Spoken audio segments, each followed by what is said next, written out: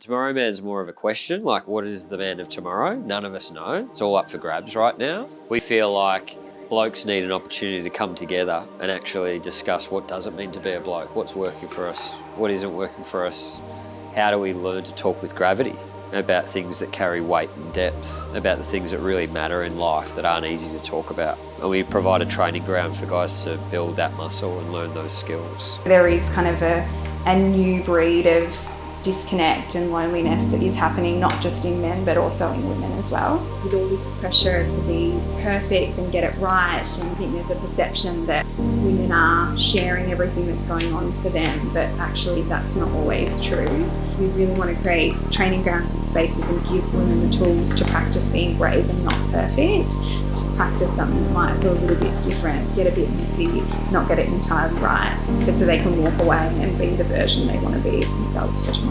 We all have to acknowledge that the world looks pretty different at the moment. Today's going to be a little bit different. What we do, nothing's changed about. The only thing that's changed is the medium. Usually we're face to face. Now we're obviously going virtual with all of our programs. How have you been finding isolation so far? I feel like it's more not easy because it's not normal. We're used to being able to connect with so many people. And so what we want to do today is give you that experience of getting to open up to each other, but also, I guess, give you a few tools and things along the way to do it a bit differently as we are online at the moment. And they said they felt so much safer speaking in the group because they were at home in their space, so they shared a lot.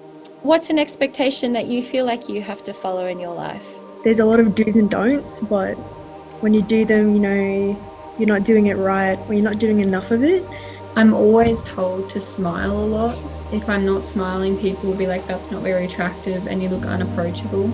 Wave if that has been your experience before. Yeah, I'm like pretty bad at communicating and stuff. Ever since I was young, I'd really just bottle stuff in, you know. It usually just like ends up with me like lashing out or just like being a dickhead.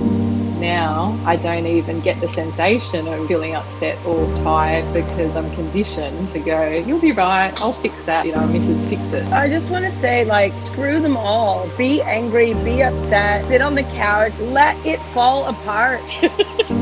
How have you gotten out of the rough patch to a good place? Because I've been with my misso for 8 years, heaps of ups and downs. What's helping you guys go strong at the moment? Lately, especially with the corona stuff going on, mate, it's more time to talk. We've made time where we sit down and we literally say, how you going? But then they just talk and you actually listen. I'm usually quite sort of guy. It comes with a territory that I keep things in.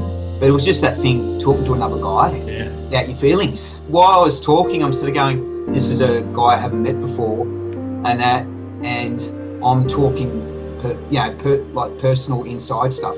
Yeah. Which is really weird.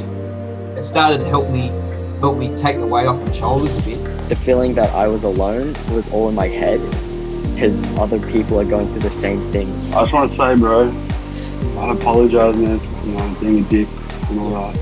No, it's fine. You know, I can fully understand where you're coming from, you know. To me, that changed me in a way because my approach towards other people and just in general was different. It just felt nice and kind of light to connect with someone emotionally. I thought it was going to be really awkward because we hadn't seen each other until, but it's actually really good. Why don't I get that conversation more often, you know, that quickly? We got closer to other people, realising like we're not all that different. Loved it, needed it, didn't think I did. Nothing like I thought it was going to be. It was awesome. Having a space to share is something that I kind of needed at the moment. The every man, the every woman in Australia are going to change this. The more people that we can inspire to go, yep, I'm just going to work out how to have a better conversation, and it might impact 50 people that I live my life with.